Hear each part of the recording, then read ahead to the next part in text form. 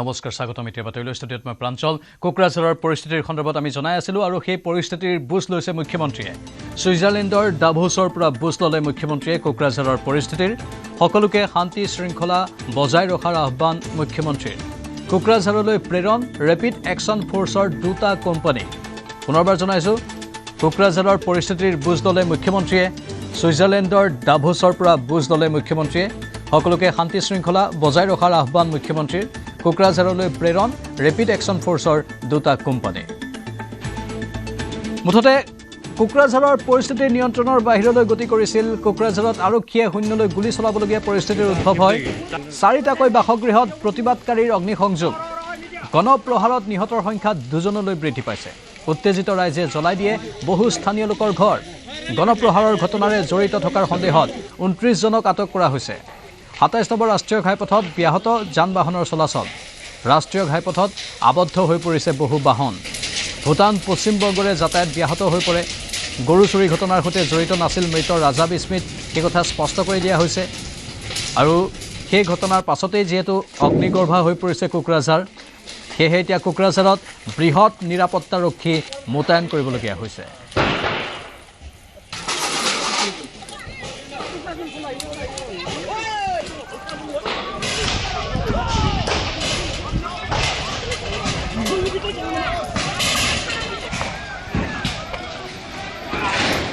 এয়া হ'ল কোকৰাঝাৰৰ পৰিৱেশ আৰু পৰিস্থিতি প্ৰতিবাদকাৰী ওলাই আহিছিল ৰাজা বিস্মিত আৰু তেওঁৰ বন্ধুসকল অপৰাধী নাছিল সেই কথা তেওঁলোকে স্পষ্ট কৰি দিছে বিনা দোষত তেওঁলোকক প্ৰহাৰ কৰা হ'ল যাৰ ফলত মৃত্যু হ'ল ৰাজা বিস্মিতৰ আৰু শেহতীয়াকৈ আন এজনৰ মৃত্যুৰ খবৰো আহিছে যাৰ বাবে আজি পুৱাৰে পৰা গোটেই কোকৰাঝাৰত পৰিস্থিতি উত্তপ্ত হৈ পৰে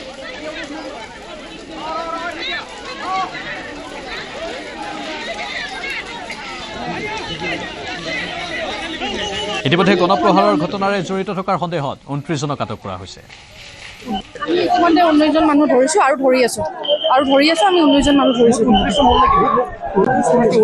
আমি ধৰি আছোঁ এতিয়া আমাৰ তাত আহি আছে আপডেটটো আমি অলৰেডি ৰাতি আমি ১৯ জন মানুহ ধৰিছোঁ এতিয়া আমি আৰু মানুহ ধৰি আছোঁ আমি কালি ৰাতি ১৯ জন মানুহকে ধৰিছোঁ এইটো কালি ৰাতিৰ পৰা ইনভেষ্টিগেশ্যন আৰম্ভ কৰিছোঁ এতিয়া আমাৰ ফালৰ পৰা আমি মানুহজনকে বুজাই আছোঁ এইটো পুলিচকে আইনমত কাম কৰিব দিয়ক আৰু আমি চিটুৱেশ্যন কণ্ট্ৰল কৰি আছোঁ ইয়াতে বহুখিনি পুলিচত মানুহ আছে থেংক ইউ ইতিমধ্যে ১৯ জনক কৰায়ত্ব কৰা হৈছিল আৰু বহুজনক কৰায়ত্ব কৰা হৈছে বা হ'ব সেইখিনি কথাও আৰক্ষীয়ে সতৰি কৰিছে মুঠতে যুৱকৰ হত্যাক লৈ জ্বলিছে কোকৰাঝাৰ আমাৰ সতীৰ্থ সুৰজ বসুমতাৰী আছে লাইভত সুৰজ এই মুহূৰ্তৰ কি শেহতীয়া আপডেট আছে পৰিস্থিতি কিছু শান্ত হৈছেনে হয় প্ৰাঞ্জল কালিৰ ঘটনাক লৈ উত্তেজনা এতিয়াও অব্যাহত আছে কিয়নো শ প্ৰতিবাদী ৰাইজে এই মুহূৰ্তলৈকে যে কাৰিগাঁও ২৭ নং ৰাষ্ট্ৰীয় ঘাইপথ তাত তেওঁলোকে অৱস্থান কৰি আছে কিছু সময়ৰ পূৰ্বে ইয়াতে আহি পাইছে BTCৰ IGP বিবেক ৰাজ সিং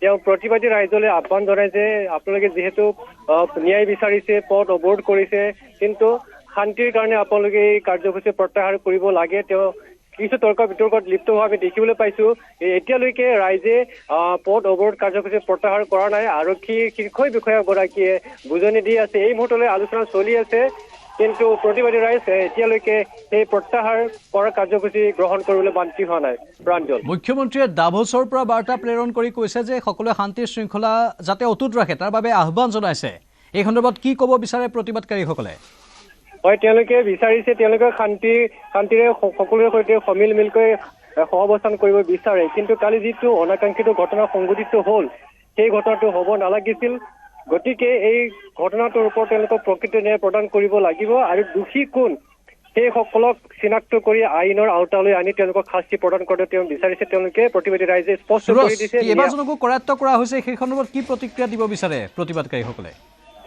হয় তেওঁলোকে কৈছে যিসকল প্ৰতিবাদী ৰাইজে ইয়াতে গোট খাইছে তেওঁলোকে জনাইছে যে আমি গম পাইছোঁ যে ইতিমধ্যে ২৯ গৰাকীক আৰক্ষী আটক কৰা বুলি তেওঁলোকে গম পাইছে কিন্তু সেইসকলৰ ভিতৰত কোন জড়িত আচলতে তাৰ মাষ্টাৰ মাইণ্ড কোন সেইসকলক চিনাক্ত কৰি তেওঁলোকে উচিত শাস্তি দিবলৈ তেওঁলোকে দাবী জনাইছে প্ৰাঞ্জল মানে ৰাষ্ট্ৰীয় ঘাইপথ এতিয়াও অৱৰোধ হৈ আছে যান বাহনবোৰ আবদ্ধ হৈ আছে তাত হয় এই মুহূৰ্তলৈকে যান বাহন আবদ্ধ হৈ আছে প্ৰতিবাদী ৰাইজেও ৰাষ্ট্ৰীয় ঘাইপথত অৱস্থান কৰি আছে কিন্তু আৰক্ষীয়ে চেষ্টা কৰি আছে পথ যি অৱৰোধ কাৰ্যসূচী সেয়া প্ৰত্যাহাৰ কৰাৰ কাৰণে শেষ মুহূৰ্তত কি হয় সেয়া এতিয়াও স্পষ্ট হোৱা নাই কিন্তু পথ অৱৰোধ কাৰ্যসূচী এই মুহূৰ্তলৈ অব্যাহত আছে প্ৰাঞ্জল হয় ভূটান আৰু পশ্চিমবংগৰে যাতায়াত ব্যাহত হৈ পৰিছে এই অৱৰোধৰ ফলত উত্তেজিত ৰাইজে বহু লোকৰ ঘৰ জ্বলাই দিয়াৰো এটা কথা শুনিবলৈ পোৱা গৈছিল কেইবাটাও কাৰ্যালয় বিৰছা কামাণ্ডৰ অস্থায়ী শিবিৰ লগতে নিৰ্মীয়মান আদিবাসী সাংস্কৃতিক ভৱনো জ্বলাই দিয়া হৈছিল সেই জুই নিৰ্বাপন হৈছেনে অগ্নি নিৰ্বাপক বাহিনীৰ দ্বাৰা ইতিমধ্যে অগ্নি নিৰ্বাপক বাহিনী ইয়াতে আহি পাইছে আৰু যিটো অস্থায়ী শিবিৰৰ কথা কৈছে আপুনি সেইটো তাতে কোনো মানুহ আছিল পৰিত্যক্ত আছিলে আৰু যিটো নিৰ্মীয়মান আদিবাসী মানে সিধু কান্ধি মুৰ্মুৰ যি সাংস্কৃতিক প্ৰকল্প আছিলে তাতে যি শিবিৰ এটা টিনৰ বেৰৰ ঘৰ আৰু কেইবাটাও তাতে যন্ত্ৰপাতি আছিল সেইবোৰ জ্বলাই দিয়া হৈছে কিন্তু চাৰিওসীমাৰ যিটো দেৱাল তাৰ কোনো ধৰণৰ ক্ষতিসাধন কৰা হোৱা নাই প্ৰাঞ্জল আৰক্ষী প্ৰশাসনে কৈছে যে আমি ৰাইজক আশ্বস্ত কৰিবলৈ চেষ্টা কৰি আছো মানে আৰক্ষী প্ৰশাসন এতিয়ালৈকে সফল হ'ব পৰা নাই নেকি আশ্বস্ত কৰাৰ ক্ষেত্ৰত প্ৰতিবাদকাৰীসকলক এই মুহূৰ্তলৈকে ক'ব লাগিব নিশ্চিতভাৱে যে আৰক্ষী এই মুহূৰ্তলৈকে সফল হ'ব পৰা নাই তেওঁলোকে চেষ্টা কৰি আছে হয়তো তেওঁলোকে নিজৰ যি ক্ষমতা সেই ক্ষমতাৰ প্ৰয়োগ কৰি প্ৰত্যাহাৰ হয়তো তেওঁলোকে কৰিব প্ৰাঞ্জল হয় কিছু সময় পূৰ্বে শূন্যলৈ গুলী চালনা কৰিবলগীয়াও হৈছিল এতিয়া তেনেধৰণৰ পৰিস্থিতি এতিয়া উদ্ভৱ হোৱা নাই গুলী চালনাৰ দৰে ঘটনা এই মুহূৰ্তত উদ্ভৱ হোৱা নাই কিন্তু আৰক্ষীয়ে তেওঁলোকৰ প্ৰচেষ্টা যি পথৰ মাজত অৱস্থান কৰি আছে প্ৰতিবাদী ৰাইজ তেওঁলোকক উঠোৱাৰ কাৰণে তেওঁলোকে প্ৰায় জোৰপূৰ্বক তেওঁলোকে প্ৰচেষ্টা অব্যাহত ৰাখিছে এতিয়া বিশাল আৰক্ষী বাহিনী কাৰিকৰ উপস্থিত হৈ ৰাইজক এফালৰ পৰা তেওঁলোকে চেষ্টা কৰিছে আপোনালোকে ইয়াৰে উঠাই লওক যান বাহন চলাচল কৰাৰ কাৰণে আপোনালোকে সুবিধা কৰি দিয়ক কালিৰ যি ঘটনা আছিল তাত মৃতকৰ সংখ্যা 2জনলৈ বৃদ্ধি পালে কালি এজন ঠাইতে মৃত্যুমুখত পৰিল আৰু এজনৰ আজি পুৱা চিকিৎসালয়ত মৃত্যু হৈছে বাকী 2জনৰ অৱস্থা যি 2জন বা 3জন চিকিৎসালয়ত ভৰ্তি হৈ আছে তেওঁলোকৰ অৱস্থা কেনেকুৱা হয় তেওঁলোকৰ অৱস্থা খুব গুৰুতৰ আৰু সংকটজনক বুলি আমাক চিকিৎসালয়ৰ সূত্ৰই জানিব দিছে কিন্তু যিহেতু চিকিৎসা চলি আছে আৰু ইতিমধ্যে দুগৰাকী ব্যক্তি কালি এগৰাকী আৰু আজি এগৰাকী মৃত্যু হোৱা বুলি স্পষ্ট হৈছে আৰু বাকী যি 3জন সেইসকলৰ অৱস্থা কিছু গুৰুতৰ সুৰজ আপুনি ঘটনাৰ ওপৰত দৃষ্টি ৰাখক আমি পৰৱৰ্তী সময়ত পুনৰ যোগাযোগ স্থাপন কৰিম ধন্যবাদ জনাইছো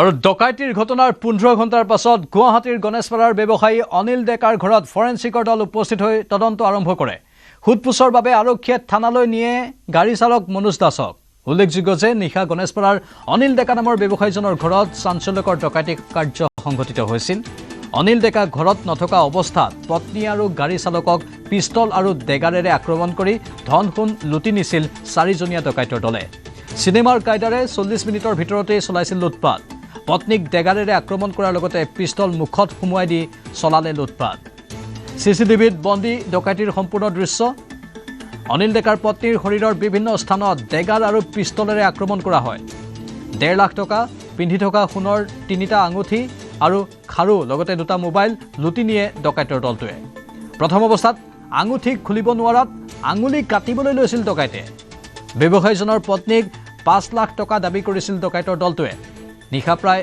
9 বজাত বগা ৰঙৰ সুইফটত আহিছিল 4 ডকাইত মুখত কোলা কাপোৰ বান্ধি আহিছিল 4 ডকাইত হিন্দীতে কথা বতৰা পাতিছিল সেই 4 ডকাইতে বহিৰাষ্ট্ৰত অধ্যয়নৰত কন্যাক থবলৈ গৈছিল ব্যৱসায়ী অনিল ডেকা ঘটনাস্থলীত ফটাকিল আৰক্ষী উপস্থিত হৈ আৰম্ভ কৰিছে তদন্ত লোমহৰ্ষক ডকাইতিক লৈ অঞ্চলজুৰি তীব্ৰ আতংকৰ সৃষ্টি হৈছে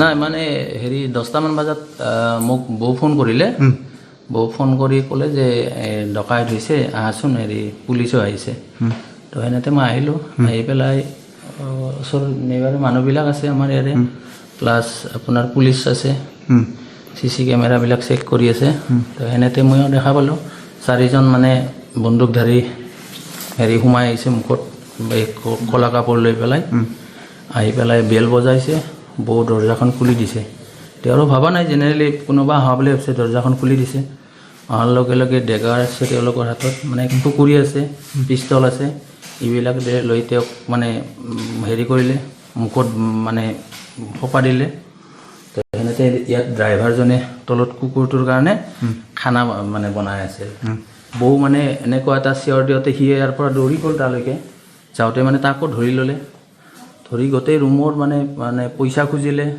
তাৰপিছত আপোনাৰ মেইনলি পইচা ডিমাণ্ড কৰিছে আৰু অলপ কুৰিয়াইছে ভুকুৱাইছে এইবিলাকে কৰিছে কৰি তেওঁলোকে অলমষ্ট 45 মিনিটছ মানে ইয়াত মানে এইটো কৰি পেলাই আৰু তো তাত CC কেমেৰাত দেখা মতে তেওঁলোকে এখন হোৱাইট কালাৰৰ ছুইফ্ট ডিজায়াৰ টাইপৰ এখন একজেক্ট ক'ব নোৱাৰি সেনেকুৱা টাইপৰ এখন কাৰত আহিছে 9টামান বজাত আহিছিলে 4জন কলিং বেল দবাইছে ময়ো ভিতৰত আছিলোঁ বাইদেউ আছিলে তেতিয়া তো সেনেকৈ বাইদেৱে দৰ্জাখন খুলি দিলে খুলি দিয়াৰ পিছতে 4জনো সোমাই আহি বাইদেউক ধৰিছে অকণমান হাল্লা হ'ল তেতিয়া মই কি হ'ল বুলি দাউৰি আহিলোঁ অহাৰ লগে লগে মোকো ধৰি কিনে বাগৰাই লৈ কিনে মাৰিছে বান্ধিছে হাতে ভৰি এনেকৈ তাৰপিছত বাইদেউক পইচা ক'ত আছে পইচা সুধি আছিলে ক'ত কি এনেকৈ তাৰপিছত বাইদেউ ওপৰত লৈ আহিলে ওপৰত আহি ইয়াতো আপোনাৰ বগৰাই ধৰি পৰা মাৰিছে হেৰি কৰিছে তাৰপিছত গোটেইকেইটা ৰুমত নিছে নি কিনে চব লণ্ড বন্ধ কৰিছে গোটেইখিনি সেনেকৈ বাইদেউকো মাৰিছে মোকো মাৰিছে নাই গোটেই কলা কাপোৰ পিন্ধা আছে গোটেই হাত মোজা চোজা গোটেই আছিলে একো দেখা পোৱা যোৱা নাই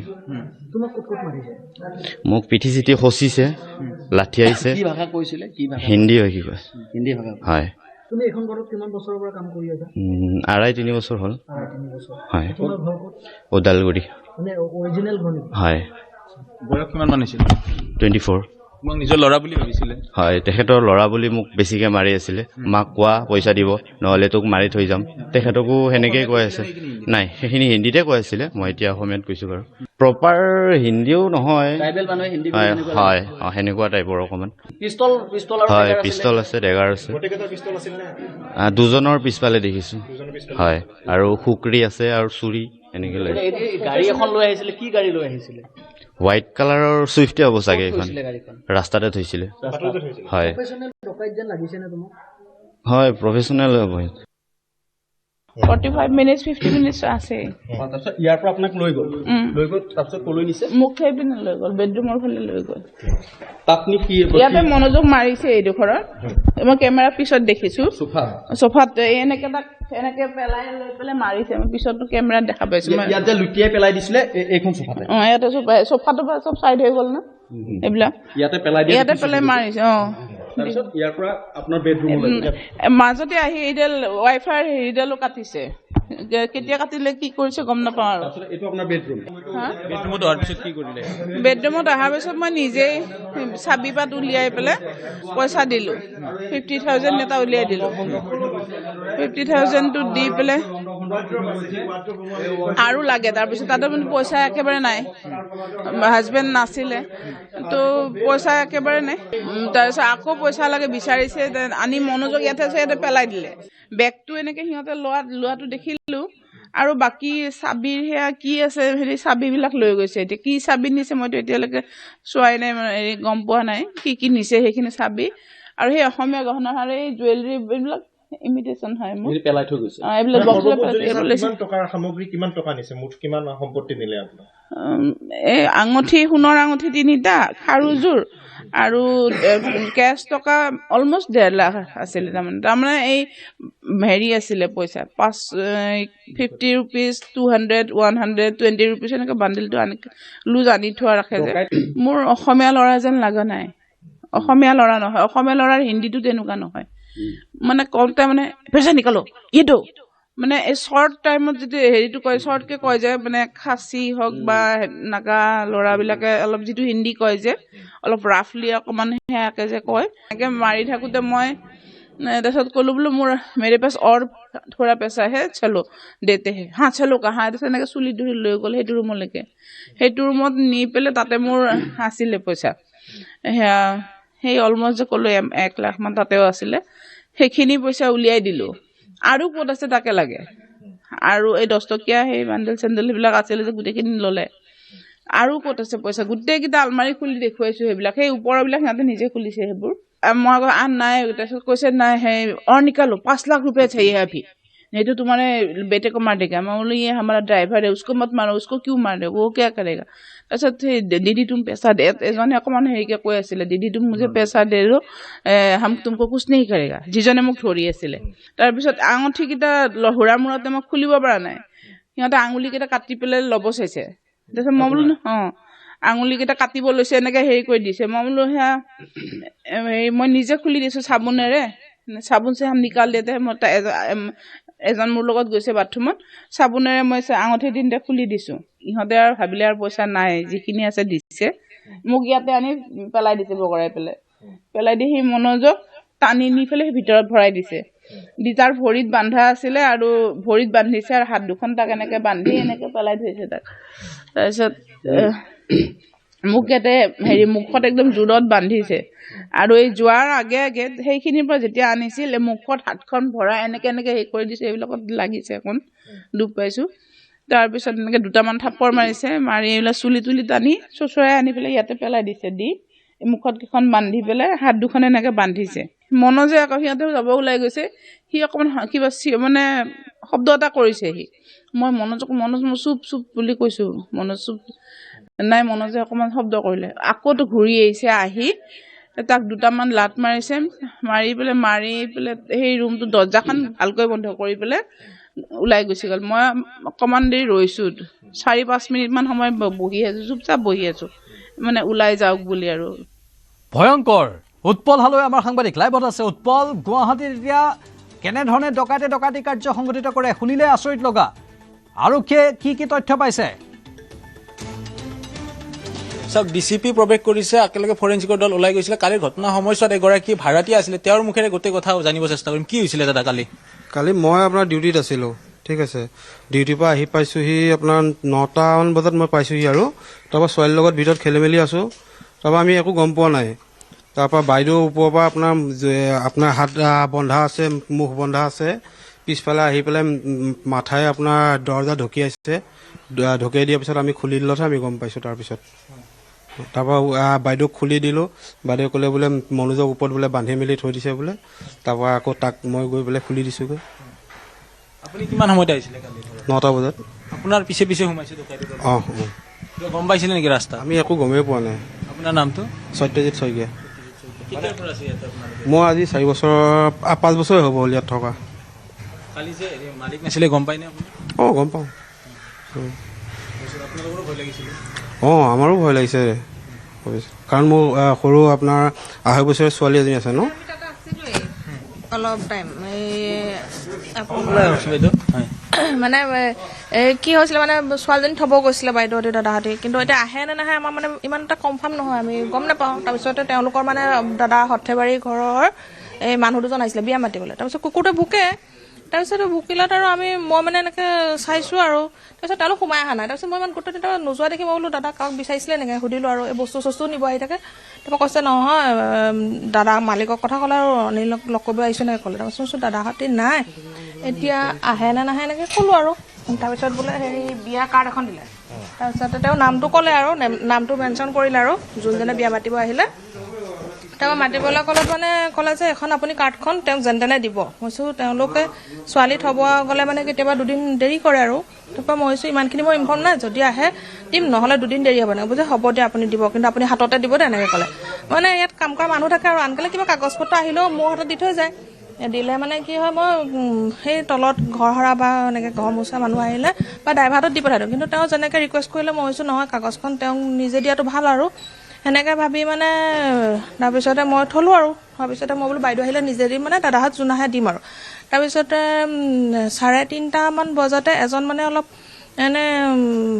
আমি ভাবিছোঁ আৰু এই দাদা কিবা মিস্ত্ৰী লগোৱা কথা কৈছিলে। তেনেকৈ মই ভাবিছোঁ মিস্ত্ৰী বুলি আহিছোঁ, কিন্তু যেতিয়া মই ক'লোঁ আৰু বাইদেউহঁতক এনেকৈ মানুহ এজন আহিছিলে, কিন্তু মই মাত দিয়া নাই আৰু। মই এনেকৈ খিৰিকী দিয়েতো দেখি পাই না, খিৰিকী দি চালোঁ আৰু তেতিয়া গেটটো লাহেকৈ খুলিছে আৰু মই ছোৱালী শুৱাম আৰু এনেকৈ ভাবি খুলিছোঁ। তাৰপিছত অচিনাকি আৰু তাৰপিছত তথাপি মই মাত দিয়া নাই, মই চাগে নেদেখিলে এনেও গুচি যাব আৰু। কিন্তু এতিয়া কেমেৰা চাই কৈছে অলপ সন্দেহ কৰিছে তেওঁৰ ওপৰতো। তেওঁলোকে মানুহজন চিনি নাপাওঁ। তেওঁলোক সৰ্থেবাৰী। তেওঁলোক যোৱাৰ পিছতে 4:30 মানত মানুহ নাই, বাইদেউহঁতি নাই কোনো, কিন্তু গেটটো লক কৰা নাই।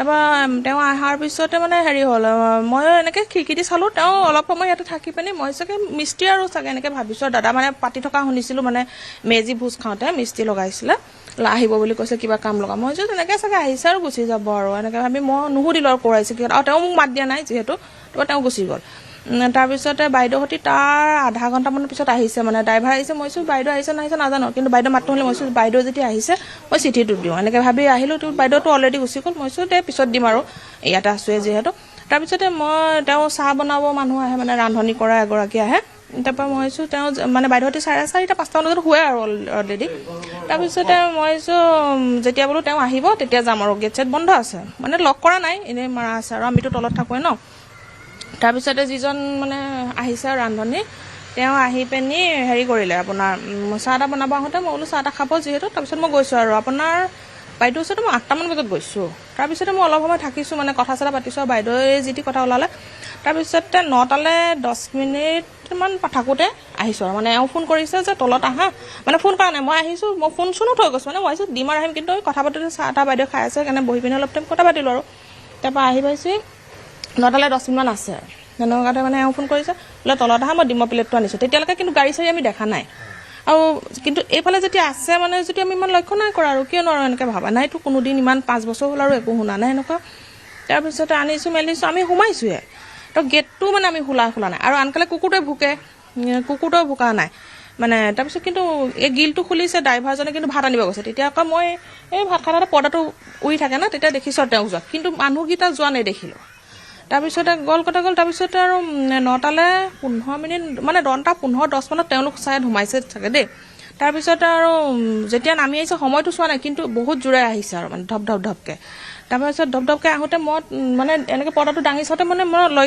নেদেখিলোঁ মানে আৰু ইমান জোৰকৈ ওলাই পিনি মানে গেটটো মাৰি মানে গৈছে তেতিয়া খালি মই কৈছোঁ যে হোৱাইট কালাৰ গাড়ীটোত কিন্তু গৈছে কিন্তু কি গাড়ী কি কথা মানে এইটো পৰাহে দেখা আৰু এনেকৈ দেখা নাপালোঁ কিন্তু ভাবিছোঁ বাইদেউ চাগে অকলে আছে কোনোবা আহিছে চাগে থ'বলৈ মেলিবলৈ কিন্তু তথাপি মই লক্ষ্য কৰিছোঁ বাইদেউ বোলো দৰ্জাটো মৰা নুশুনিলোঁ এটা মাত দিম বোলো বাইদেউক আৰু তলা চলা মাৰোঁ সেই তেনেকৈ ভাবি থাকোঁতে বাইদেউ মানে আহিছে এনেকৈ পিছফালেদি এইফালেদিও মানে পিছফালেদি আহিছে বাইদেউ গোটেই মুখ বন্ধ হাতটো এনেকৈ বন্ধ হয়তো ভৰিয়েদি মানে হেৰি কৰিছে মাতটো মানে ভালকৈ মোক নিতা বুলি মাতে নিতা হয় মোৰ নাম তেওঁ মানে মাতিব পৰা নাই ভালকৈ একদম ঘট কৰিছে এওঁ বাথৰুমত সোমাই আছে কৈছে কোনে মাত দিছে চোৱাচোন মই কৈছোঁ কোনে মাত দিছে তাৰপৰা এনেকৈ চাইছোঁ তাৰপৰা এনেকৈ খোলা এনেকৈ হেৰি কৰিছে মানে বাইদেউ মানে মাতটো ভালকৈ তাৰপৰা চাইছোঁ মানে দেখি মানে হবা আৰু তাৰপৰা বাইদেউ কৈছে এনেকৈ ডকাইত হৈছে মানে তাৰপৰা মই খুলি মানে হেৰিয়ে কৰি মানে কি কওঁ তাৰপৰা এওঁ গা ধুবলৈ মাত্ৰ কাপোৰ খুলিছে তাৰপিছত মই কৈছোঁ বাইদেউ হৈছে শইকীয়া ক'ত মানে শইকীয়া বুলি মাতে শইকীয়া ক'ত তাৰপিছত খুলি পিনি মানে হেৰি কৰি দিছোঁ তাৰপিছতে এনেকৈ মানে কৈছে ডাইলটো পিন্ধি আমি গৈছোঁ বোলে মানে ড্ৰাইভাৰজনক মানে বন্ধা অৱস্থাতে বাইদেউ থৈ আহিছে মানে বাইদেউ ভাবিছে কিজানি তেওঁক মাৰিলেই মানে অলৰেডি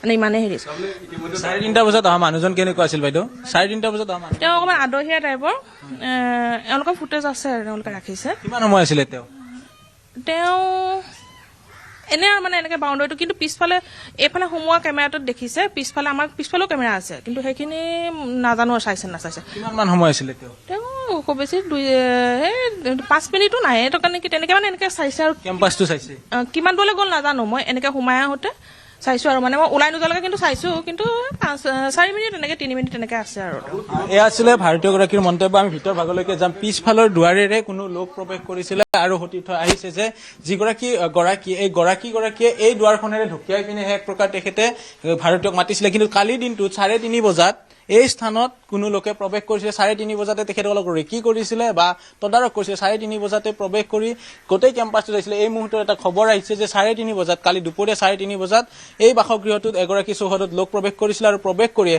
তদাৰক কৰি গৈছিলে যে ঘৰত কোন আছে কোনফালেৰে দৰ্জা আছে সকলো কালি দুপৰীয়া 3:30 বজাতে এই ধৰণৰ এটা হয়তো তেখেতসকলে প্লেন বনাইছিলে আৰু সেই মিছন কমপ্লিটৰ বাবে আহিছিলে আৰু যেতিয়া গোটেই ঘটনা ডকাইতি কৰা হৈ গ'ল যোৱাৰ পিছত এই মহিলাগৰাকী যিগৰাকী স্বত্বাধিকাৰী কৰবী ডেকা তেখেতে পিছফালৰ দুৱাৰেৰে আহি এই ভাৰতীয় ঘৰক ইয়াতে দৰ্জাত ঢুকিয়াইছে তেখেতৰ হাতত বন্ধা থকাৰ কথা উল্লেখ কৰিলে আৰু শইকীয়াৰ এই শইকীয়া উপাধিৰ ভাৰতীয়গৰাকীয়ে গেট খুলি দিলে গেট খুলি দিয়াৰ পিছত দেখিলে যে স্বত্বাধিকাৰীগৰাকীৰ হাতত বন্ধা আছে আৰু মূৰেৰে তেওঁ দৰ্জাত ঢুকিয়াব লগা হ'ল অৰ্থাৎ কালি 3:30 বজাতে কোনো লোক প্ৰৱেশ কৰিছিলে বা এই দুষ্কৃতিকাৰী হ'ব পাৰে হয়তো ইনফৰ্মাৰ হ'ব পাৰে তেওঁ 3:30 বজাতে প্ৰৱেশ কৰি চৌহদটো এপাক চাই গৈছে সেই দৃশ্য কিন্তু চিচি কেমেৰাত বন্দী হোৱা বুলি উল্লেখ কৰিছে। আৰু গোটেই ঘটনা সংঘটিত হোৱাৰ পিছতে যেতিয়া ডকাইতৰ দলটো উভতি গ'ল তেতিয়ালৈকে তেওঁৰ হাতত বন্ধা আছিলে আৰু তেওঁ হাতৰ পিছ দুৱাৰেৰে আহি ভাৰতীয়ক মাতিছিলে আৰু ভাৰতীয়ই হাতৰ পৰা সেই ৰছী খুলি দিছিলে আৰু ঠিক একেদৰে ওপৰত থকা চালকগৰাকী প্ৰায় মৃত বুলি ভাবিছিলে সেই চালকগৰাকীকো নিশাই উদ্ধাৰ কৰিছিলে।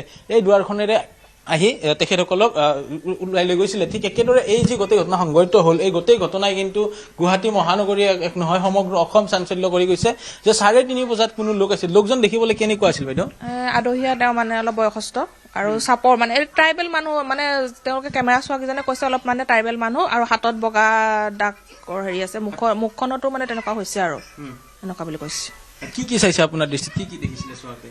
তেওঁ মানে অলপ মানে কেনেকে আহিছে, মানে কিবা যেন খুজিব অহা নাই, মানে এনেকুৱা টাইপৰ, মানে এনেকে আহিছে আৰু বেকা টাইপৰ এনেকে, মানে যে তেওঁক কোনোবাই মানে একো দম দি কথা ক'ব নোৱাৰা টাইপৰ, মানে এনেকুৱা মানে অজলা পৰা তেনেকুৱা মানে আহিছে আৰু।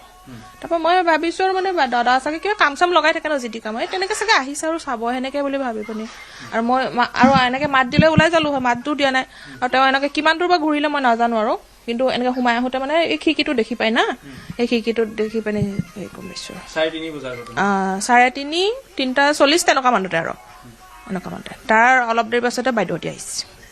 3:30 বজাৰ পৰা 3:40 ভিতৰত এই বাসগৃহতে প্ৰৱেশ কৰিছিলে এগৰাকী লোক আৰু সেই লোকগৰাকীয়ে অকণমান দৃষ্টিগোচৰ হৈছে তেখেতসকলে যে সেই লোকগৰাকীয়ে প্ৰৱেশ কৰি তদাৰক কৰি যোৱাৰ কথা ইতিমধ্যে উল্লেখ কৰিছিলে।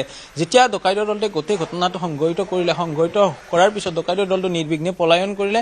পলায়ন কৰাৰ পিছত যিগৰাকী মহিলা স্বত্বাধিকাৰী কৰবী ডেকা, তেখেতৰ হাতত গাঁঠি লাগি থাকি গ'ল আৰু ঠিক একেদৰে মূৰত আঘাতপ্ৰাপ্ত, কেইবাস্থানত আঘাতপ্ৰাপ্ত হৈ থাকিলে। পিছ দুৱাৰে আহি ভাৰতীয়াৰ ওচৰলৈকে গ'ল, ভাৰতীয়াৰ দৰ্জাখনত মূৰেৰে টুকুৰিয়াই দিলে আৰু মূৰেৰে টুকুৰাই দি খুলি দিলে। খুলি দিয়াৰ পিছতে তেখেতৰ গাঁঠি খুলি দিলে আৰু লগে লগে ওপৰলৈকে লৈ গ'ল। তেখেতসকলে ভাবিছিলে যিগৰাকী চালক মনোজ দাসক ইতিমধ্যে আৰক্ষীয়ে সোধপোছৰ বাবে আটক কৰি লৈ গৈছে ফটাশীল আৰক্ষী থানায়, সেই মনোজ দাসক প্ৰায় মৃত বুলি ভাবিছিলে আৰু মনোজ দাসৰ হাতত বন্ধা আছিলে, ভৰিত বন্ধা আছিলে, সেইসমূহ খুলি দি তেওঁক উদ্ধাৰ কৰিলে আৰু নিশায়ে ফটাশীল আৰক্ষী থানাৰ লোক উপস্থিত হৈ তেখেতসকলে তদন্ত কৰিলে বা চিকিৎসা কৰিলে। কিন্তু কিছু সময় পূৰ্বে প্ৰায় 15 ঘণ্টা পলমকৈ ফৰেঞ্চিকৰ দল আহি পাইছিলে, 3খনকৈ ফৰেঞ্চিকৰ বাহন আহি পাইছিলে আৰু ফৰেঞ্চিকৰ দল 1:20 এই স্থানৰ পৰা ওলাই গৈছে আমাৰ বুলেটিন আৰম্ভ হোৱাৰ লগে লগে। আৰু তাৰে পিছতে যি চোৱা যায় যে ACP নীলোৎপল বৰা, যিহেতু এইখিনি OS গুৱাহাটীৰ অধীনত পৰে, OS গুৱাহাটীৰ ACP আৰু DCP নোমল মাহাতো আহি উপস্থিত হৈছে আৰু উপস্থিত হৈ এতিয়া ভিতৰ ভাগত তদন্ত কৰি আছে ভাৰপ্ৰাপ্ত বিষয়া।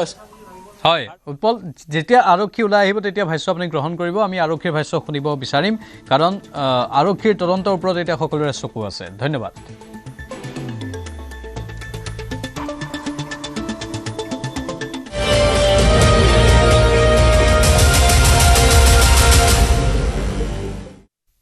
বিজেপিৰ নতুন ৰাষ্ট্ৰীয় সভাপতিৰ দায়িত্ব নীতিন নবীনক। দ্বাদশ ৰাষ্ট্ৰীয় সভাপতিৰূপে দায়িত্ব গ্ৰহণ নীতিন নবীনৰ। JP নাড্ডাৰ স্থলাভিষিক্ত নীতিন নবীন। বিনা প্ৰতিদ্বন্দ্বিতাৰে ৰাষ্ট্ৰীয় সভাপতি নিৰ্বাচিত নীতিন নবীন আজি বিজেপিৰ মুখ্য কাৰ্যালয়ত আনুষ্ঠানিকভাৱে সভাপতিৰ দায়িত্ব ল'লে নীতিন নবীনে। সভাপতি হিচাপে দায়িত্ব গ্ৰহণ অনুষ্ঠানত অংশগ্ৰহণ কৰে দেশৰ প্ৰধানমন্ত্ৰী নৰেন্দ্ৰ মোদী, গৃহমন্ত্ৰী অমিত শ্বাহে। অংশগ্ৰহণ ৰাজনাথ সিং, নীতিন গাডকাৰীকে ধৰি বিজেপিৰ সকলো জ্যেষ্ঠ নেতা আৰু মন্ত্ৰী। উপস্থিত বিজেপি শাসিত ৰাজ্যৰ সকলো মুখ্যমন্ত্ৰী।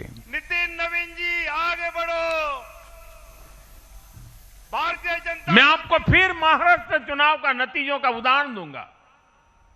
महाराष्ट्र में हम निकाय चुनाव जीतने के बाद जश्न में डूबे नहीं, बल्कि मैं तो अभी पढ़ रहा था कि उसी दिन से हमारे महाराष्ट्र के कार्यकर्ता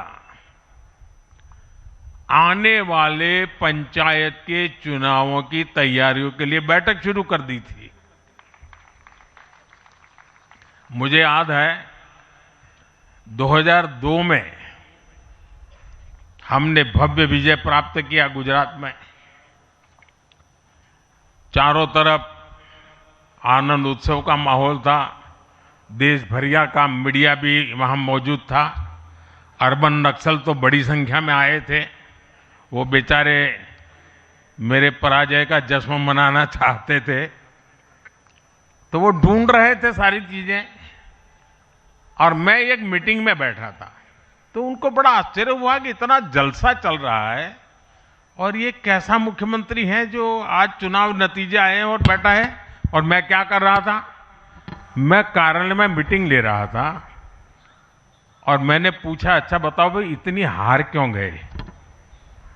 ये भाजपा है जो जीत का जश्न मनाते समय भी अपनी कमियों की लगातार समीक्षा करता है और कमियों से उभरने के लिए हर समय का उपयोग करता है। लोकतंत्र में इसी स्वस्थ परंपरा को, इसी डेडिकेशन को हम सब कार्यकर्ताओं की जिम्मेवारी है, हमें आगे बढ़ाना है।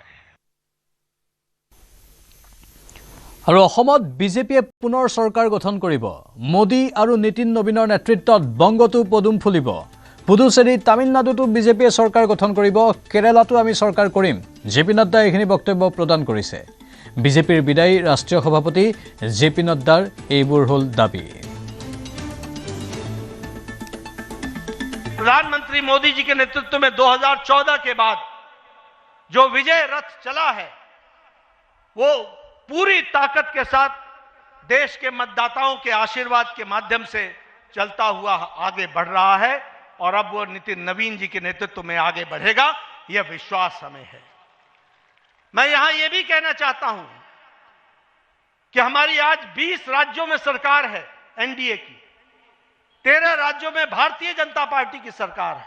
हम बिहार में, उत्तर प्रदेश में, महाराष्ट्र में, त्रिपुरा में, उत्तराखंड में, मणिपुर में, आसाम में हम दूसरी बार सरकार बना रहे हैं, बनाई हमने, यह हमको ध्यान में रखना चाहिए।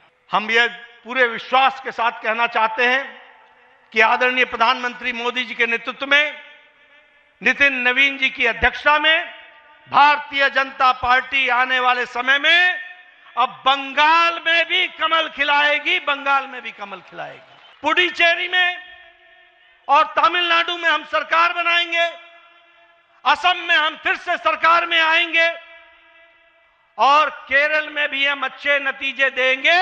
इस विश्वास के साथ हम आगे बढ़ रहे हैं। কাৰ্বি আংলঙৰ বকলিয়াঘাটত পুৱাৰে পৰা প্ৰশাসনৰ উচ্ছেদ অভিযান। বকলিয়াঘাটৰ প্ৰায় 350 বিঘা চৰকাৰী ভূমিত উচ্ছেদ অভিযান চলোৱা হয়। জলসিঞ্চন বিভাগৰ ভূমি দখল কৰি বছৰ বছৰ ধৰি বাস কৰি আছিল বহু পৰিয়ালে। আৰক্ষীৰ সমৰসজ্জাৰে উচ্ছেদৰ বাবে সাজু হয় জিলা প্ৰশাসন। উচ্ছেদৰ জাননী পাই ইতিমধ্যে ঘৰ আৰু সা সম্পত্তি এৰি আঁতৰি গৈছে একাংশ বেদখলকাৰী। উল্লেখযোগ্য যে 70 বছৰ ধৰি বিভিন্ন জাতিৰ 2159টা পৰিয়ালে 229টা ঘৰত বাস কৰি আহিছিল। অঞ্চলটোত থকা বিদ্যালয়, নামঘৰ, মন্দিৰ, মছজিদৰ লগতে কেইবাটাও উপাসনাস্থলী উচ্ছেদ কৰিছে প্ৰশাসনে।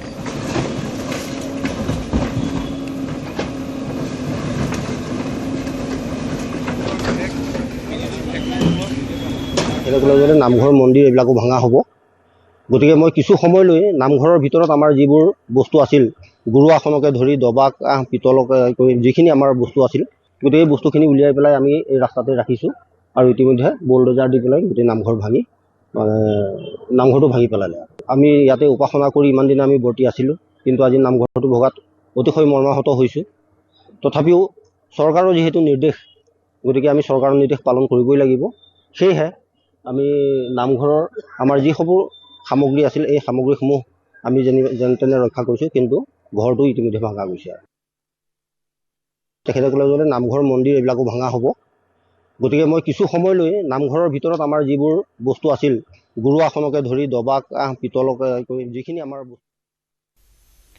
এই মুহূৰ্তৰ ব্ৰেকিং নিউজ। কোকৰাঝাৰত পুনৰ উত্তপ্ত পৰিস্থিতি নিয়ন্ত্ৰণৰ বাবে আৰক্ষীৰ পুনৰ শূন্যলৈ গুলীচালনা, প্ৰতিবাদকাৰীৰ ওপৰত আৰক্ষীৰ লাঠিচালনা, প্ৰতিবাদকাৰীলৈ আৰক্ষীৰ কন্দুৱা গেছ নিক্ষেপ, আৰক্ষীৰ ওপৰত প্ৰতিবাদকাৰীৰ শিলাবৰ্ষণ। এই ঘটনাত আহত কেইবাজনো প্ৰতিবাদকাৰী। অতি ভয়াৱহ হৈ পৰিছে কোকৰাঝাৰৰ পৰিস্থিতি। পুনৰ জনাইছোঁ, কোকৰাঝাৰত আকৌ পৰিস্থিতি উত্তপ্ত হৈ পৰিছে। পৰিস্থিতি নিয়ন্ত্ৰণৰ বাবে আৰক্ষীয়ে শূন্যলৈ গুলী চলাবলগীয়া হৈছে আৰু প্ৰতিবাদকাৰীৰ ওপৰত আৰক্ষীয়ে লাঠিচালনা কৰিছে। প্ৰতিবাদকাৰীলৈ আৰক্ষীয়ে কন্দুৱা গেছ নিক্ষেপ কৰিবলগীয়া হৈছে। আৰক্ষীৰ ওপৰত প্ৰতিবাদকাৰীৰ শিলাবৰ্ষণ। উল্লেখযোগ্য যে দুজন নিৰ্দোষী যুৱকৰ মৃত্যুৰ পাছতেই আজি পুৱাৰ ভাগত প্ৰতিবাদকাৰী ওলাই আহিছিল। গৰু চোৰৰ সন্দেহত একাংশ লোকে সেই দুজন নিৰীহ যুৱকক আক্ৰমণ কৰি লৈছিল আৰু তাৰ ফলত তেওঁলোকৰ মৃত্যু পৰ্যন্ত হৈ গ'ল। আৰু সেই ঘটনাৰ প্ৰতিবাদ কল্পে আজি কোকৰাঝাৰ উত্তপ্ত হৈ আছে ইতিমধ্যে আৰক্ষীৰ সৈতে সংঘৰ্ষ হৈছে আৰক্ষীয়ে লাঠি চালনা কৰিছে কন্দুৱা গেছ নিক্ষেপ কৰিছে প্ৰতিবাদকাৰীৰ ওপৰত কাৰণ তেওঁলোকে ৰাষ্ট্ৰীয় ঘাইপথ অৱৰোধ কৰি আছিল যান বাহনৰ চলাচল ব্যাহত হৈ পৰিছিল আৰু তাৰ পাছত এতিয়া পৰিস্থিতি অতি ভয়াবহ হৈ পৰিছে কোকৰাঝাৰত আমাৰ সতীৰ্থ সুৰজৰ সৈতে আমি যোগাযোগ স্থাপন কৰিম কেইটামান মুহূৰ্তৰ পাছত আৰক্ষীৰ ওপৰত প্ৰতিবাদকাৰীয়ে শিলাবৰ্ষণ কৰিছে আৰু তাৰ পাছতে পৰিস্থিতি নিয়ন্ত্ৰণ কৰিবলৈ পুনৰ আৰক্ষীয়ে শূন্যলৈ গুলী চলাইছে সুৰজ এই মুহূৰ্তৰ শেহতীয়া আপডেট কি আছে হয় প্ৰাঞ্জল এই প্ৰতিবাদী ৰাইজ আছিলে সেই প্ৰতিবাদী ৰাইজক IGP BTCৰ বিবেক ৰাজ সিং আহি বুজনি দিছিলে কিন্তু দুই পক্ষৰ মাজত আলোচনা কিমান ফলপ্ৰসূ নহল গতিকে জোৰপূৰ্বকভাৱে ৰাইজক যি পথ অৱৰোধ কাৰ্যসূচী সেই কাৰ্যসূচীৰ পৰা আঁতৰাই পঠাব বিচৰাত পৰিস্থিতি কিছু উত্তপ্ত হয় আৰু তাৰ পিছতে সমুখ সমৰত নামি পৰে প্ৰতিবাদী ৰাইজ আৰু আৰক্ষী লগে লগে আৰক্ষীয়েও প্ৰতিবাদকাৰী ৰাইজক ছত্ৰভংগ দিয়াবৰ কাৰণে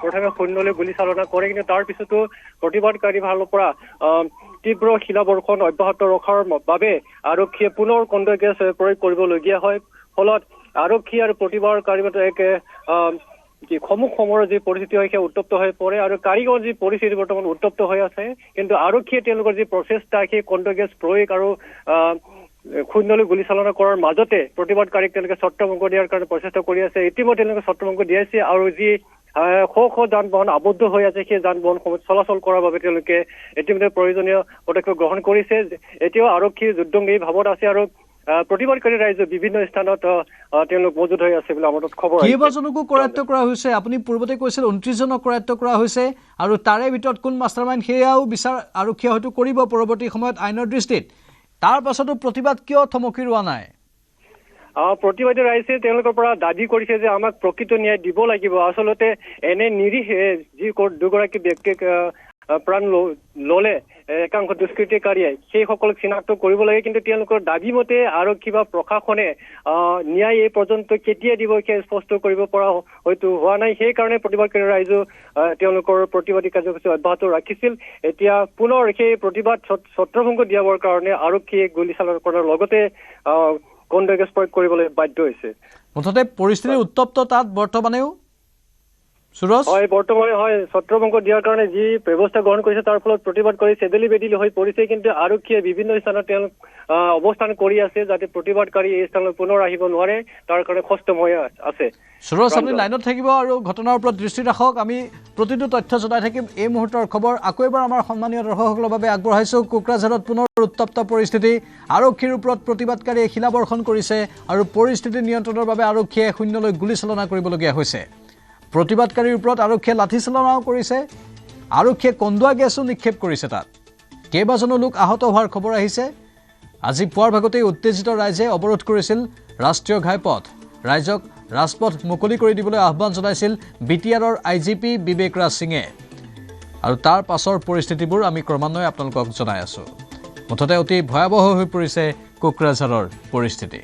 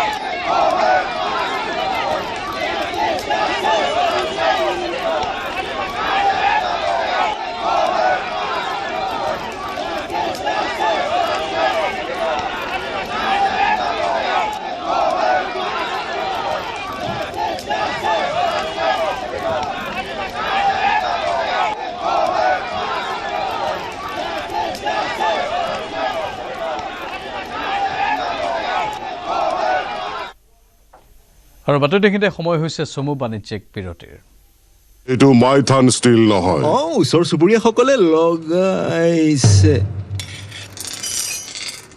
ষ্ট্ৰং মানে মাইথান ষ্টিল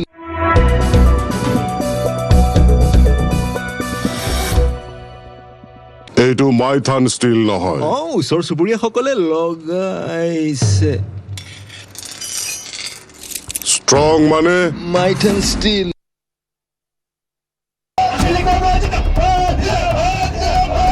মিত্ৰতা নহয় কংগ্ৰেছক বদনামী কৰাৰ প্ৰতিযোগিতাতহে নামিছে অখিল গগৈ কংগ্ৰেছক চুকত থাকি বুকুত কামোৰ দিছে অখিল গগৈয়ে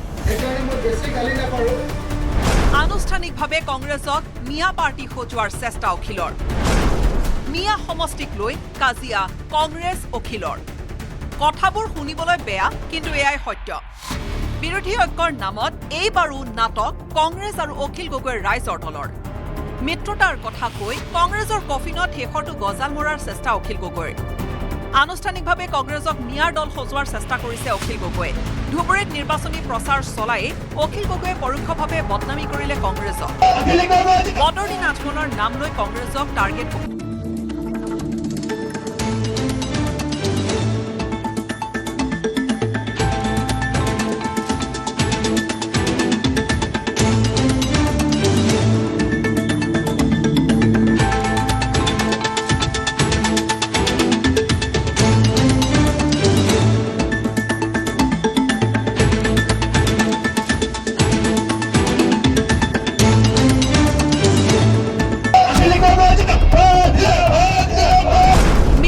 নহয় কংগ্ৰেছক বদনামী কৰাৰ প্ৰতিযোগিতাতহে নামিছে অখিল গগৈ কংগ্ৰেছক চুকত থাকি বুকুত কামোৰ দিছে অখিল গগৈয়ে আনুষ্ঠানিকভাৱে কংগ্ৰেছক মিয়া পাৰ্টি সজোৱাৰ চেষ্টা অখিলৰ মিয়া সমষ্টিক লৈ কাজিয়া কংগ্ৰেছ অখিলৰ কথাবোৰ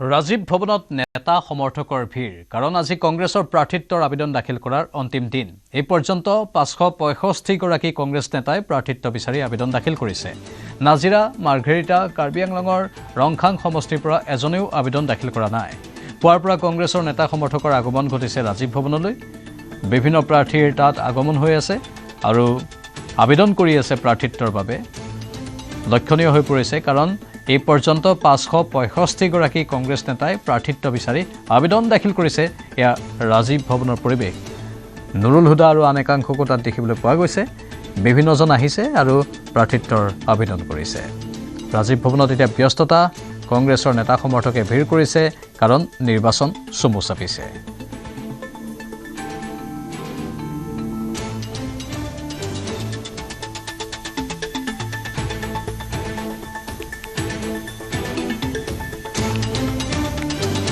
দলৰ একেবাৰে তৃণমূল পৰ্যায়ৰ পৰা booth committee ward committee NSUI যুৱ কংগ্ৰেছ মহিলা কংগ্ৰেছ সেৱা দল ইয়ং ব্ৰিগেড মাইনৰিটিজ ডিপাৰ্টমেণ্ট মণ্ডল কংগ্ৰেছ ব্লক কংগ্ৰেছ গোটেই আমাৰ সকলো ঐক্যবদ্ধভাৱে আছে গতিকে ইয়াত কোনো ধৰণৰ বিদ্ৰোহৰ কথাই নাই দলৰ একেবাৰে তৃণমূল পৰ্যায়ৰ পৰা booth committee ward committee NSUI যুৱ কংগ্ৰেছ মহিলা কংগ্ৰেছ সেৱা দল ইয়ং ব্ৰিগেড মাইনৰিটিজ ডিপাৰ্টমেণ্ট মণ্ডল কংগ্ৰেছ ব্লক কংগ্ৰেছ গোটেই আমাৰ সকলো ঐক্যবদ্ধভাৱে আছে গতিকে ইয়াত কোনো ধৰণৰ বিদ্ৰোহৰ কথাই নাই দলৰ একেবাৰে তৃণমূল পৰ্যায়ৰ পৰা booth committee ward committee NSUI যুৱ কংগ্ৰেছ মহিলা কংগ্ৰেছ সেৱা দল ইয়ং ব্ৰিগেড মাইনৰিটিজ ডিপাৰ্টমেণ্ট মণ্ডল কংগ্ৰেছ ব্লক কংগ্ৰেছ গোটেই আমাৰ সকলো ঐক্যবদ্ধভাৱে আছে গতিকে ইয়াত কোনো ধৰণৰ বিদ্ৰোহৰ কথাই নাই আমাৰ সাংবাদিক বিষ্ণু শইকীয়া বৰ্তমান ৰাজীৱ ভৱনৰ পৰা লাইভত আছে বিষ্ণু যেহেতু ৰাজীৱ ভৱনত বিভিন্নজনৰ ভিৰ আমি দেখিবলৈ পাইছোঁ আপুনি পুৱাৰে পৰা তাত আছে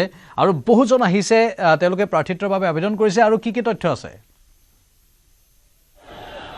চাওক এই মুহূৰ্তলৈকে 565 জন আছিলে পুৱাৰ ভাগলৈ কিন্তু এই মুহূৰ্তত প্ৰায় 600ৰ সংখ্যা অতিক্ৰম কৰিছে ৰাজীৱ ভৱনত প্ৰাৰ্থিত্ব প্ৰত্যাশীৰ আবেদনে ইজনৰ পিছত সিজন প্ৰাৰ্থিত্ব প্ৰত্যাশী আহি আছে বিভিন্ন সমষ্টিৰ পৰা আৰু এইবাৰ দেখা গৈছে যে ৰাজীৱ ভৱনত পূৰ্বতকৈ প্ৰাৰ্থিত্ব প্ৰত্যাশীৰ সংখ্যা যথেষ্ট বৃদ্ধি পাইছে কিছু সময় পূৰ্বে নুৰুল হুদা বিধায়ক নুৰুল হুদা আহি তেওঁ প্ৰাৰ্থিত্বৰ বাবে আবেদন দাখিল কৰিছিল আৰু কিৰীপ চলিহাৰ পুত্ৰ এবাৰ আকাশিষ চলিহা তেওঁ প্ৰাৰ্থিত্বৰ বাবে আবেদন কৰিছে একেদৰে নগাঁও ব্ৰহ্মপুৰ সমষ্টিৰ পৰা আবেদন দাখিল কৰিছে বিভিন্ন সময়ত প্ৰতিবাদ কৰি গ্ৰেপ্তাৰ হোৱা বিৰিঞ্চি কুমাৰ বৰুৱা আহিছে, ঠিক তেনেদৰে নন্দিতা দাস কিছু সময়ৰ পূৰ্বে আহি আবেদন দাখিল কৰিছে। আৰু এই মুহূৰ্ততো অসংখ্য আবেদন লৈ প্ৰাৰ্থিত্ব প্ৰত্যাশীসকল ৰাজ্যৰ বিভিন্ন সমষ্টিৰ পৰা আহি ইয়াত উপস্থিত হৈছে। আমি পৰিৱেশ দেখুৱাম, কিছু সময়ৰ পিছত বিধায়ক ৰেকিবুদ্দিন ছয়গাঁও সমষ্টিৰ বিধায়ক ৰেকিবুদ্দিন আহমেদো আহিব। তেনেধৰণে কেইবাগৰাকীও আজি আচলতে বিধায়ক বা অন্যান্য প্ৰাৰ্থিত্ব প্ৰত্যাশী আজি প্ৰাৰ্থিত্বৰ বাবে আবেদন কৰিব। এই মুহূৰ্তত এইটো কথা ক'ব পাৰি যে প্ৰায় 600ৰ সংখ্যা অতিক্ৰম কৰিবলৈ লৈছে আবেদনৰ সংখ্যা, কাৰণ ৰাজীৱ ভৱনত পুৱাৰ ভাগৰ পৰাই বিভিন্ন সমষ্টিৰ পৰা প্ৰাৰ্থিত্ব প্ৰত্যাশী আহিছে। আৰু আজি যিহেতু অন্তিমটো দিন, গতিকে আজিৰ দিনটোত প্ৰাৰ্থিত্ব প্ৰত্যাশীৰ সংখ্যা বৃদ্ধি পোৱাৰ সম্ভাৱনা অধিক আছে। আৰু এই মুহূৰ্তত আমি দেখুৱাইছোঁ যে ৰাজীৱ ভৱনৰ পৰিৱেশ কি ধৰণৰ হৈছে। আৰু যদি আমি চাওঁ, সমগ্ৰ ৰাজীৱ ভৱনৰ চৌহদতে যথেষ্ট সংখ্যক প্ৰাৰ্থিত্ব প্ৰত্যাশীৰ লগতে তেওঁলোকৰ অনুৰাগী আছে, উপস্থিত আছে, তেওঁলোকৰ যিসকল সমৰ্থক আছে উপস্থিত আছে। চাৰিওফালে আচলতে এটা বিৰদিবাদ নোপোৱা পৰিস্থিতিৰ সৃষ্টি হৈছে। কিন্তু এতিয়াও যিহেতু বহু সময় আছে, গতিকে সন্ধিয়াৰ ভাগলৈকে আৰু বহু প্ৰাৰ্থিত্ব প্ৰত্যাশী অহাৰ সম্ভাৱনা আছে। এগৰাকী প্ৰাৰ্থী এই মুহূৰ্তত আহি আছে, আমি তেওঁৰ সৈতে মত বিনিময় কৰিবলৈ চেষ্টা কৰিম। তেওঁ অসংখ্য সমৰ্থক লৈ পেলাই প্ৰাৰ্থিত্ব প্ৰত্যাশীসকল এনেধৰণে ৰাজীৱ ভৱনলৈ আগুৱাই আহিছে। এই দৃশ্য আপোনালোকে দেখিছে ৰাজীৱ ভৱনত, এই দৃশ্য আপোনালোকে দেখিছে ৰাজীৱ ভৱনত, এই দৃশ্য আপোনালোকে দেখিছে যে সমৰ্থকসকলে হেঁচা ঠেলা কৰিছে ৰাজীৱ ভৱনত। এনেধৰণৰ এক অপ্ৰীতিকৰ পৰিস্থিতিৰ সৃষ্টি আজিৰ নহয় কালিৰ পৰা হৈ আছে। সমৰ্থকৰ হেঁচা ঠেলা সৃষ্টি হৈছে। এই মুহূৰ্তত এক উত্তপ্ত পৰিস্থিতিৰ সৃষ্টি হৈছে বুলি ক'লে ভুল কোৱা নহ'ব। এগৰাকী প্ৰাৰ্থী আহিছে, ফৰিদুল হুছেইন, তেখেত কংগ্ৰেছ দলৰ প্ৰাৰ্থিত্ব প্ৰত্যাশী, তেখেতৰ সৈতে আমি কথা পাতিবলৈ আমি এবাৰ চেষ্টা কৰিম। এই মুহূৰ্তত ৰাজীৱ ভৱনৰ এই উত্তপ্ত পৰিস্থিতি, এনেধৰণে একাংশ সমৰ্থকে এনেধৰণৰ পৰিৱেশ সৃষ্টি কৰিছে। 53 নম্বৰ লাহৰিঘাট সমষ্টিৰ পৰা আহিছোঁ আবেদন কৰিব। বুজি পোৱা নাই, মোৰ পিছফালে দেখিছেই, গতিকে মই 100% আশাবাদী টিকেটটো ময়ে পাম, কাৰণ ৰাইজে টিকেট বিচাৰিব আহিছে। মই বহুত বিজেপিতটো সমৰ্থন নহয়েই, কংগ্ৰেছ দলৰ পৰাই আছোঁ। মই কোনোদিনো বিজেপি কৰা নাই। মই এই ধৰণে একাংশ উগ্ৰ সমৰ্থক, ফৰিদুল ইছলামৰ একাংশ উগ্ৰ সমৰ্থক, প্ৰাৰ্থিত্বৰ প্ৰত্যাশী লোক ফৰিদুল ইছলামৰ একাংশ অনুৰাগী এই ধৰণে এটা উত্তপ্ত পৰিস্থিতিৰ সৃষ্টি কৰিছে ৰাজীৱ ভৱনত। তেওঁলোকে হেঁচা ঠেলাৰে প্ৰৱেশ কৰিছে। দেখিছে ৰাজীৱ ভৱনৰ পৰিৱেশ কেনেধৰণৰ, যে লাহৰিঘাটৰ পৰা তেওঁ যিহেতু প্ৰাৰ্থিত্বৰ বাবে আবেদন জনাইছে। লাহৰিঘাটত কেইবাগৰাকীও কংগ্ৰেছৰ প্ৰাৰ্থিত্ব প্ৰত্যাশী আবেদন জনাইছে, তাৰ মাজতে ফৰিদুল হুছেইনো আছে। আৰু প্ৰায় 2 শতাধিক সমৰ্থক অনুৰাগীক লৈ তেওঁ ইয়াত আবেদন দাখিল কৰিবলৈ আহিছে। আৰু লাহৰিঘাট সমষ্টিটোৰ এটা ইতিহাস আছে, যিহেতু লাহৰিঘাট সমষ্টিটোত কেইবাগৰাকীও কংগ্ৰেছৰ প্ৰাৰ্থিত্ব প্ৰত্যাশীয়ে প্ৰাৰ্থিত্বৰ বাবে আবেদন জনাইছিল, কিন্তু এইবাৰ পূৰ্বতকৈ বৃদ্ধি পাইছে প্ৰাৰ্থিত্ব প্ৰত্যাশীৰ সংখ্যা। এই মুহূৰ্তত আৰু এজন প্ৰাৰ্থিত্ব দেৱব্ৰত শইকীয়া আহি উপস্থিত হৈছে। আজি অন্তিম দিন দলৰ নিৰ্দেশ অনুসৰি নাজিৰা সমষ্টিৰ বাবে। আৰু বিজেপিৰ যি সংবিধান ধ্বংসী কাৰ্য, অসমীয়া বিৰোধী যিমানবিলাক কাম কাজ, তাৰ বিৰুদ্ধে অসমৰ ৰাইজক একত্ৰিত কৰিবলৈ কংগ্ৰেছ দলে আৰু অন্য সহযোগী দলে 126টা সমষ্টিত প্ৰতিনিধিত্ব কৰিব। নাজিৰাৰ পৰা মই কংগ্ৰেছৰ হৈ আজি মনোনয়ন দাখিল কৰিম।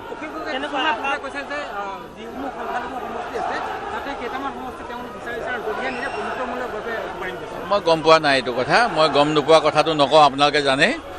মই যেতিয়া গম পাম তেতিয়া প্ৰতিক্ৰিয়া দিম। ভাল হ'ব। নাজিৰা সমষ্টি যেতিয়া অন্যায় কৰে তেতিয়া তেওঁলোকে জয়লাভ কৰে, ইয়াৰ উদাহৰণ আছে। আৰু যেতিয়া অন্যায় নহয় তেতিয়া জয়লাভ হয়। গতিকে আমি ভাবোঁ যে এইবাৰ ৰাইজে অন্যায়ৰ বিৰুদ্ধেই যুঁজখন হ'ব। হিমন্তৰ যি দুখীয়া জনগণক উচ্ছেদ কৰি নিজৰ কাৰণে, নিজৰ পৰিয়ালৰ কাৰণে চৰকাৰী মাটি যি গুগৰাখে গিলিছে, আৰু উন্নয়নৰ পৰিৱৰ্তে কমিশ্যনৰ বাবে যেনেকৈ ফ্লাইঅভাৰ, অভাৰব্ৰিজ বনাবলৈ লৈছে, আৰু কমিশ্যনৰ আশাত বিভিন্ন বিল্ডিং বনাই, সেই বিল্ডিংবিলাকত মানৱ সম্পদ সৃষ্টি নকৰাকৈ দুৱাৰ কাটি ফুৰিছে, দুৱাৰ মুকলি। এই গোটেইবিলাকৰ বিৰুদ্ধে কৃষকক ন্যায় দিব লাগিছিল। তেওঁলোকে জলসিঞ্চনৰ অৱস্থা নাই, শীতলী গৃহৰ অৱস্থা নাই, গোটেইবিলাকৰ বিৰুদ্ধে। আৰু বিশেষকৈ মুখ্যমন্ত্ৰীৰ যি দুৰ্নীতি, এই দুৰ্নীতিৰ বিৰুদ্ধে ৰাইজে এটা মতামত আগবঢ়াব।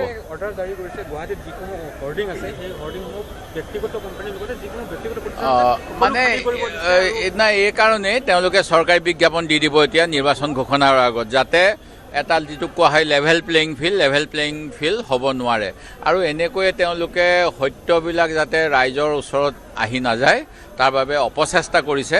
মই কৈছোঁৱেই প্ৰধানমন্ত্ৰী যে আহিলে 20 মিনিটৰ ভিতৰত 9 মিনিট অকল কংগ্ৰেছৰ নাম ল'লে। তেওঁক যদি ইমানেই ভাল কাম কৰিছিল কংগ্ৰেছৰ নাম ল'ব নালাগিছিল। কংগ্ৰেছৰ নাম এইকাৰণেই ল'ব লগা হৈছে, মানুহে 10 বছৰত বাধ্য হৈছে কংগ্ৰেছে কি ভাল কাম কৰিছিল, বিজেপিয়ে কি 10 বছৰত বেয়া কাম কৰিছে তুলনা কৰিবলৈ, আৰু এই তুলনাত তেওঁ ভয় খায়। সেইকাৰণে তেওঁ নিজকে বচাবলৈ প্ৰধানমন্ত্ৰীক বাৰে বাৰে আনিব লগা হৈছে। এই জানুৱাৰীত আহিলে, ডিচেম্বৰত আহিলে, অমিত শ্বাহ আহিলে, আৰু কোন আহিব মই নাজানো। এইবিলাক এইকাৰণেই কৰিব লগা হৈছে যে আমাৰ দিনত যিবিলাক মন্ত্ৰী আছিল, এই চৰকাৰখন আচলতে যেতিয়া লুইচ ব্ৰাগাৰ স্কেণ্ডেল আহিলে, তাৰপিছত গৌতম ৰয় স্কেণ্ডেল আহিলে, অজন্তা বাইদেউৰ নামতো কিবা কিবি ওলালে, আৰু অন্যান্য মন্ত্ৰীসভাৰ সদস্যসকলৰ ওপৰত ওলাবলৈ আৰম্ভ কৰিলে, তেতিয়া তেওঁলোক সকলোৱে জাপ মাৰি সিফালে গুচি গ'ল আৰু তেওঁলোকে নিজকে বচাবলৈ গৈ বিজেপি দলটো আৰম্ভ কৰি দিলে অসমত। সেই গতিকে আজিৰ তাৰিখতো আপুনি চাব যে পুৰণা যিসকল বিজেপি তেওঁলোকৰ ইমান এটা আধিপত্য নাই, আৰু যিখিনি হ'ল এই গোটেইবিলাকৰ বিৰুদ্ধে জনগণে এটা মত দিব। দুৰ্নীতি অপশাসন আঁতৰ কৰিব লাগিব, ৰাইজৰ কথা মতে চৰকাৰ চলিব লাগিব। নৰেন্দ্ৰ মোদীৰ মন কি বাত নহয়, ৰাইজৰ মনত চলিব লাগিব, অসমীয়াত্ব হ'ব লাগিব। এয়া আছিল দেৱব্ৰত শইকীয়া। তেওঁ নাজিৰা সমষ্টিৰ পৰা প্ৰাৰ্থিত্বৰ বাবে আবেদন দাখিল কৰিবলৈ আহিছে। আৰু এই মুহূৰ্তত আমি ৰাজীৱ ভৱনৰ পৰিস্থিতি দেখুৱাইছোঁ। অসংখ্য নন্দিতা দাস ওলাই গৈছে। আমি তেখেতৰ সৈতে যদি কথা পাতিব পাৰোঁ চাওঁ এবাৰ। নন্দিতা দাস ওলাই গৈছে, তেওঁ আবেদন দাখিল কৰিছিলে। এই মুহূৰ্তত তেখেতৰ ওচৰলৈ আহিম।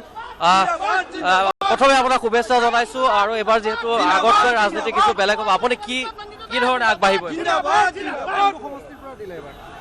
মই এবাৰ নতুনকৈ যিটো সমষ্টি হৈছে ডিলিমিটেশ্যনৰ পিছত হাজো শুৱালকুছি প্ৰায় মই পাৰ্টিৰ টিকেট বিচাৰি আজি এপ্লাই কৰিলোঁ, আৰু হাইকমাণ্ডে যদি মোক টিকেট দিয়ে নিশ্চিতভাৱে মই বহুত দিনৰ পৰা লাগি আছোঁ, আৰু মই বহুত ভোটত জিকিম। আপুনি কিমান আশাবাদী বা টিকটক লৈ? যথেষ্ট আশাবাদী, কাৰণ আমি পাৰ্টিৰ নিষ্ঠাবান কৰ্মী। আজি কেইবাবছৰ ধৰি লওক ফিল্ডত কাম কৰি আছোঁ, 2বাৰ বিধায়ক হৈছোঁ, মই ষ্টেট মহিলা কংগ্ৰেছৰ সভানেত্ৰীও আছিলোঁ। নিষ্ঠাৰে কাম কৰি যাওঁ, দলে বিশ্বাস আছে, পাৰ্টিৰ প্ৰতি লয়েল আছোঁ আমি। নিশ্চিতভাৱে পাৰ্টি এইবিলাক চিন্তা কৰি টিকেট আমাক দিব। কিন্তু এইবাৰ প্ৰাৰ্থিত্ব প্ৰত্যাশীৰ সংখ্যা অস্বাভাৱিকভাৱে বাঢ়িছে, গতিকে কেইবাজনো প্ৰাৰ্থী থাকিব। তেনেকুৱা হ'লে যদি কোনোবাই পালে কোনোবাই নাপালে বিসম্বাদৰ কথা এটা এতিয়া কোনো বিসম্বাদ নাথাকে, আৰু পাৰ্টিৰ টিকেট বিচৰাটো এটা স্বাভাৱিক, আৰু আমি নতুন প্ৰজন্মক আগবাঢ়ি আহিবৰ কাৰণে সুযোগ দিছোঁ। আমি এনেকুৱা কৰা নাই যে আমি টিকেট আমাৰ কাৰো ডিক্লেয়াৰ হোৱা নাই, সেইকাৰণে এইটো অ'পেন কৰা আছে। যোনে বিচাৰে ৰাইজৰ সেৱা কৰিব, ৰাজনীতি কৰিব, নিৰ্বাচন খেলিব, কংগ্ৰেছৰ টিকেট বিচাৰে, সকলো কাৰণে দুৱাৰ মুকলি। বিশেষকৈ যুৱ প্ৰজন্ম আৰু মহিলাসকলক আমাৰ বেছি প্ৰাধান্য দিয়া আছে। তেওঁলোকৰ যদি গ্ৰহণযোগ্যতা আছে, ফিল্ডত কাম কৰিছে, নিশ্চিতভাৱে দলে টিকেট প্ৰদান কৰিব। সমষ্টি পুনৰ্নিৰ্ধাৰণৰ পিছত যিহেতু সমষ্টিটো যথেষ্ট সালসলনি হৈছে, কেনেধৰণৰ পৰিৱেশ দেখি আছে সাজু? সমষ্টি ডিলিমিটেশ্যনৰ পিছত নিশ্চিতভাৱে সালসলনি হৈছে, কাৰণ বিজেপিয়ে তেওঁলোকে জিকিব বুলি আশ্বস্ত নহয়, আৰু তেওঁলোকে সেইকাৰণে ডিলিমিটেশ্যন কৰিলে, যধে মধে সমষ্টিবিলাক কৰ্তন কৰিলে, ক'ৰবাৰ সমষ্টি যায় ক'ৰবাত লগাই দিলে। তেওঁলোকে ভাবিছে যে সমষ্টি কাটা কুটা কৰিলেই তেওঁলোকে জিকি যাব, এইটো এতিয়াও সম্ভৱ নহয়। কাৰণ ৰাইজে কাম বিচাৰে, ৰাইজে ডেভেলপমেণ্ট বিচাৰে, ৰাইজে উন্নয়ন বিচাৰে, নিবনুৱাসকলে তেওঁলোকৰ চাকৰি বিচাৰে, যুৱক যুৱতীসকলে চাকৰি বিচাৰে, কৃষকসকলে। এয়া আছিলে নন্দিতা দাস, আৰু তেওঁ প্ৰাৰ্থী হাজো শুৱালকুছি সমষ্টিৰ কাৰণে তেওঁ প্ৰাৰ্থিত্বৰ বাবে আবেদন দাখিল কৰিছে। আৰু পূৰ্বে তেওঁ যিহেতু বকুৰ বিধায়িকা আছিলে, এই মুহূৰ্তত তেওঁ আমি আকৌ পুনৰ দেখুৱাইছোঁ যে এইবাৰ আহিছে আহাত তালুকদাৰ নামৰ নৰ্থ কৰিমগঞ্জ LICৰ এজন প্ৰাৰ্থিত্ব প্ৰত্যাশী আহিছে। অসংখ্য সমৰ্থক কৰ্মীক লৈ তেওঁলোক আগবাঢ়িছে, আৰু এই মুহূৰ্তত ৰাজীৱ ভৱনৰ গেটৰ পৰা ৰাজীৱ ভৱনৰ ভিতৰলৈকে মূল প্ৰৱেশদ্বাৰলৈকে যথেষ্ট লোকৰ ভিৰ হৈছে। এয়া দেখিবলৈ পোৱা গৈছে যে এনেধৰণৰ এটা পৰিস্থিতিৰ সৃষ্টি হৈছে ৰাজীৱ ভৱনত। আৰু এই মুহূৰ্তত আমি ৰাজীৱ ভৱনৰ যি পৰিস্থিতি, সেই পৰিস্থিতি আৰু পৰিৱেশ দেখুৱাই আছোঁ। আৰু সন্ধিয়াৰ ভাগলৈ, যিহেতু সন্ধিয়াৰ ভাগলৈ সময় আছে, গতিকে আৰু অধিক প্ৰাৰ্থিত্ব প্ৰত্যাশী অহাৰ সম্ভাৱনা আছে। আৰু এই মুহূৰ্তত আমি গেটৰ পৰিৱেশ দেখুৱাইছোঁ, ৰাজীৱ ভৱনৰ মুখ্য প্ৰৱেশদ্বাৰৰ পৰিৱেশ। অসংখ্য সমৰ্থকসহ এজন প্ৰাৰ্থিত্ব প্ৰত্যাশী আহিছে, আৰু এনেধৰণে ইজনৰ পিছত সিজন প্ৰাৰ্থিত্ব প্ৰত্যাশীয়ে নিজৰ আবেদন দাখিল কৰিছে। হয়তো কোনে শেষ মুহূৰ্তত তেওঁলোকে পাবগৈ সেয়া পিছৰ কথা, কিন্তু তেওঁলোকৰ এই মুহূৰ্তত কিন্তু সকলোৱে এনেধৰণে ওলাই আহিছে প্ৰাৰ্থিত্বৰ আবেদন দাখিল কৰিবলৈ। প্ৰাঞ্জল। নিশ্চয় বিষ্ণু, আপুনি পৰৱৰ্তী সময়তো দৃশ্যবোৰ দেখুৱাই থাকিব। ধন্যবাদ জনাইছোঁ।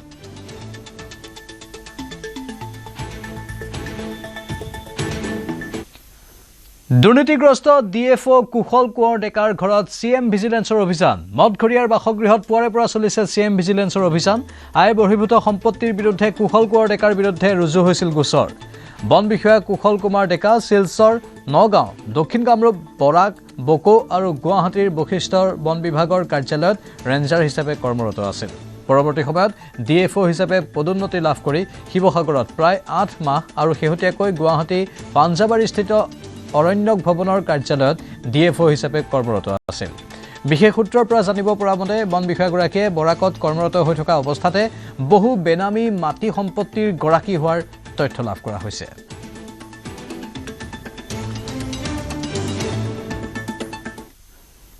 সময় হৈছে এতিয়াৰ পৰা বিদায় লোৱাৰ। নমস্কাৰ।